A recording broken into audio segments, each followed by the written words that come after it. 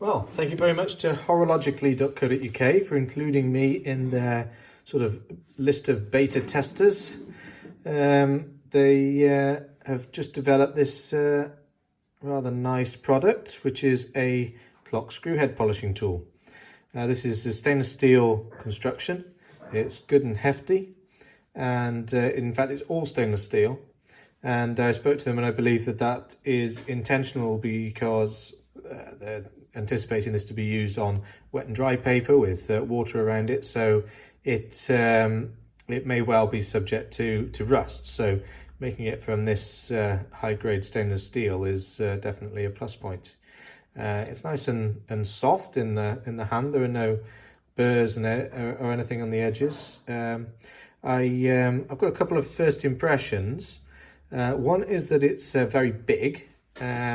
This may become apparent in its usefulness when I just try out using it shortly.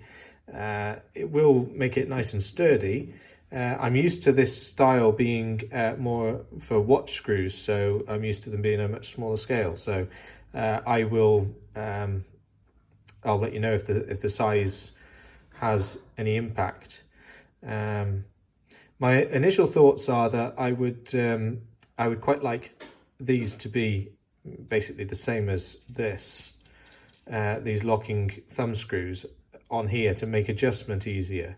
I'm being picky because the adjustment of this is not exactly difficult, but it would just make it a sort of a nicer touch if these were part of this. But I understand that they have to make these to a price, so using the stock sort of fixed fittings does enable them to do that.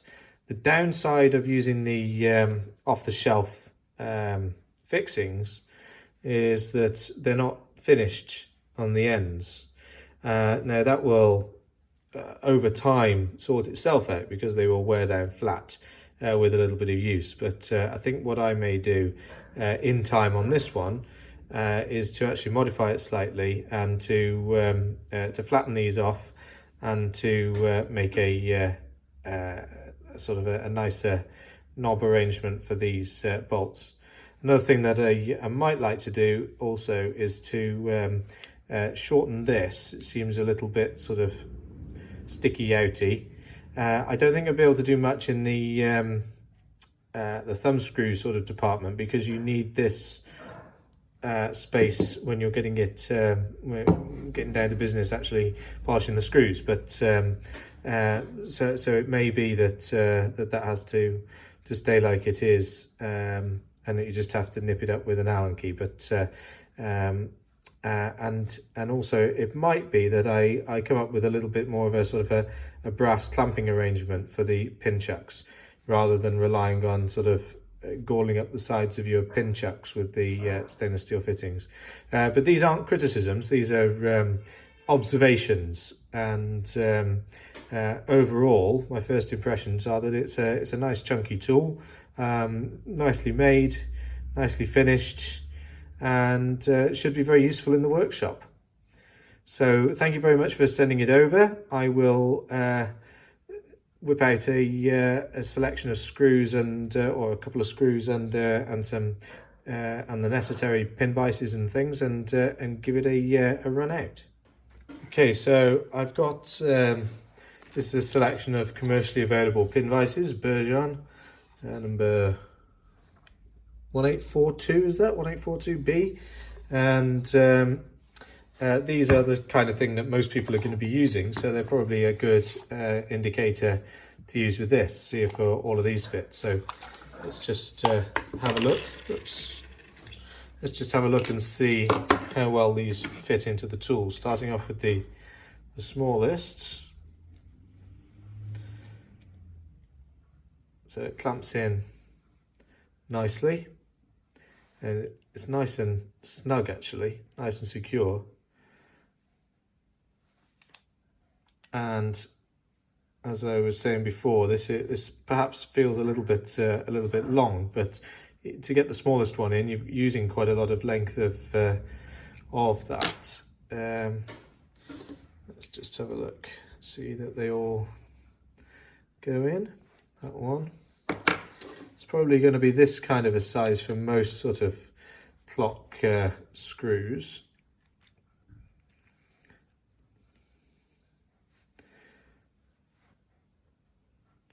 So when you're getting into the bigger sizes here, it still clamps in okay, but it's just starting to interact with the curves of the shape here.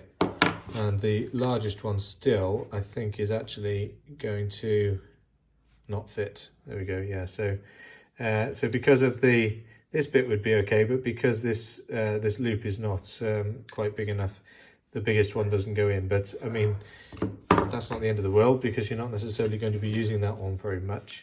I would have said I'm going to try it out probably with this one. I've got a couple of screws here, and we'll try them and see what kind of results we can get.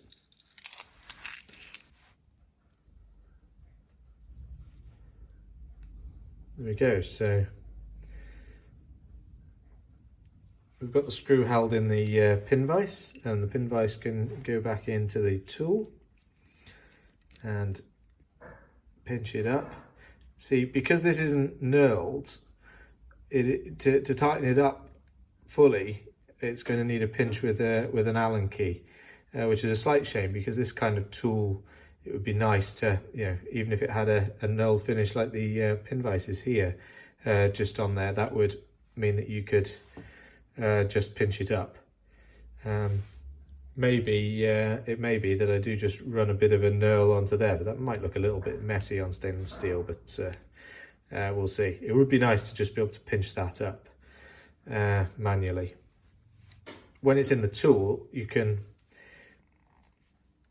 pinch up the actual screw in the pin vise a little bit easier. So there we go. It's all nice and tight.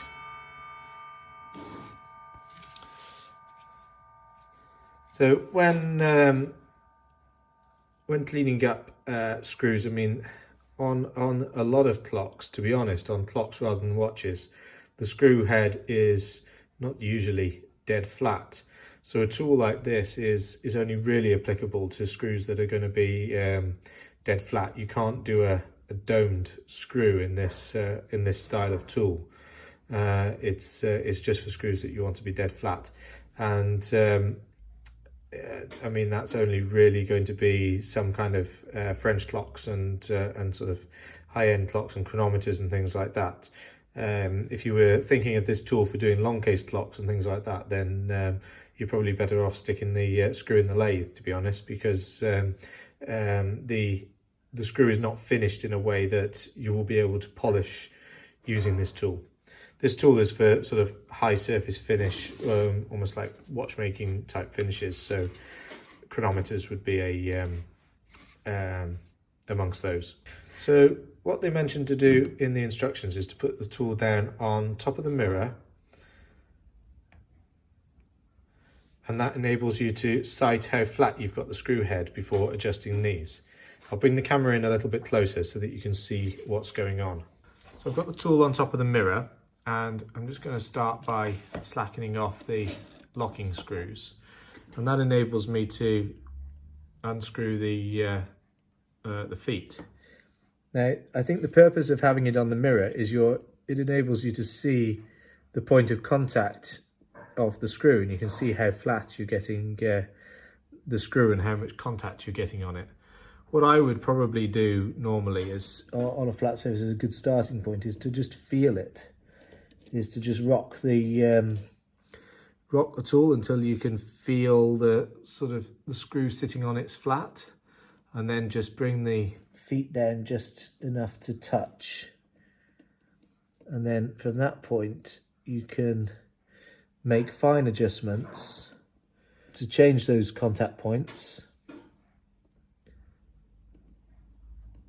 and try and make it so that you've got a good contact all the way around the screw, and that will enable you to get a flat finish on the screw. Okay, so here's the tool on the mirror, and you can see the screw head being reflected in the mirror. And if I just bring the camera down so that you can see straight through, you can see the way that it contacts down onto the surface of the mirror. And if you go all the way around, you can see if the screw head is flat to the surface, and you can see that a lot more clearly against the mirrored plate than you can by eye against the normal flat surface. You can also see by looking into the mirror sometimes the actual contact surface. So now that we've got it set, we can just nip up these to hold the setting, and then we'll start by just papering down the surface of the screw. Okay, so I've got a granite plate here. This is not a granite plate used for measuring. This is actually a sample for work surfacing, but it works. It's suitably flat to do this kind of work on. So I'm not wrecking my my measurement flat surface for any of you who were wondering, but it is what I use to sort of just put paper on. And so this is 800 grit paper, and I'm just going to start by gently moving the tool around on the paper and seeing what kind of surface finish we start getting. And straight away, that's excellent because it's maintained the flat finish of the screw head. So you can see that's pretty good result straight away just from those few seconds. You can see there it's maintained the flat finish of the screw head. So I'll just give that a little bit more and then we'll go to a finer paper. The tool is nice enough in your hand. I do quite like the size of it actually. With the tail of the pin vise standing up, you can sort of get your fingers either side of it and a thumb here, and you can make it quite stable because the tool won't do it all for you. It's obviously it's on a 3-point idea, so the screw being 1 point and then the two adjusting feet the other two. So if you were to rock it like this, you can mess a screw up really easily and really quickly. Likewise if you rock it the other way. So you do have to sort of feel it, make sure that it is sort of centered down, and then you can polish away.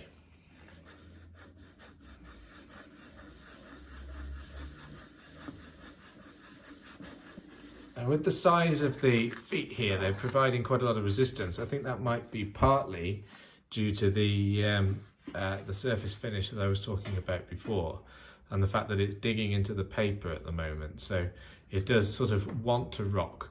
But if you cleaned up these first, as I commented on before, then I should think you're going to get away from that problem straight away.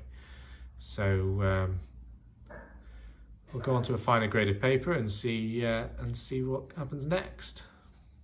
So I've gone through a couple of different grades of paper. I'm now on a lapping film, and this is not the best screw in the world to be demonstrating it with because it's not particularly hard. So it does it would be quite difficult to polish to a high finish, but it's demonstrating the tool is very nicely, which is what we want for the purposes of this video. And I've just been having a little bit of a play and a practice, and I found that it works quite nicely if you sort of keep your head down, monitoring what's going on under here, which I can't really display by camera, but you can see how I'm kind of putting the pressure above the screw itself and then just stabilizing it with these fingers.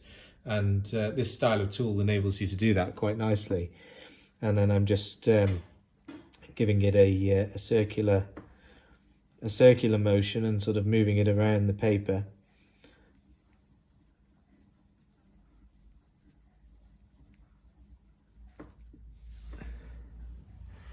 that's enabling it to pick up a reasonably nice finish. So I'm not sure how well it's going to come across on camera, but you can see here the just a few passes on this are bringing up a lovely flat finish to this screw. And this screw is not particularly hard, so it would need hardening and tempering to get a really nice finish onto it.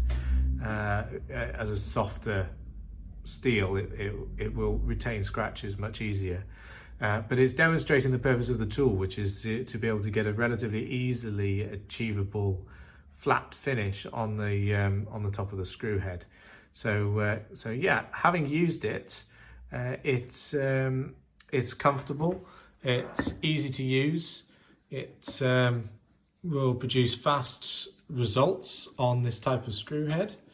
As I say, on a lot of screw heads for clocks and antique clocks in particular, it's not really going to be applicable because they're all sort of more domed anyway. But on French clocks and chronometers and things, and some high quality clocks where you do want to have a flat finish, this will produce fast and high quality results. So yes, it's a nice tool.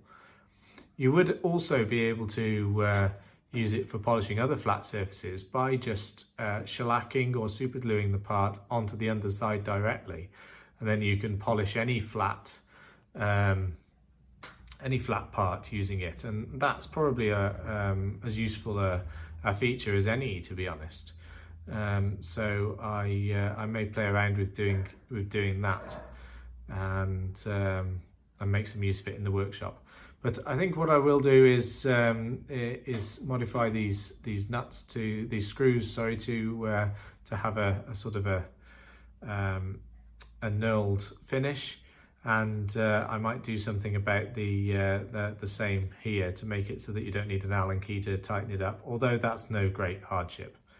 Anyway, that is a quick overview and trial run of the screw head polishing tool from Horologically. So thank you very much for sending it over, and if you want to purchase one of these, I'm not sure if they're actually available just yet. This is sort of the initial this is a sort of pre-production test piece, but they're going to be available very soon by searching horologically.co.uk, and when they do become available, I'll put a link in the description to in this video as well.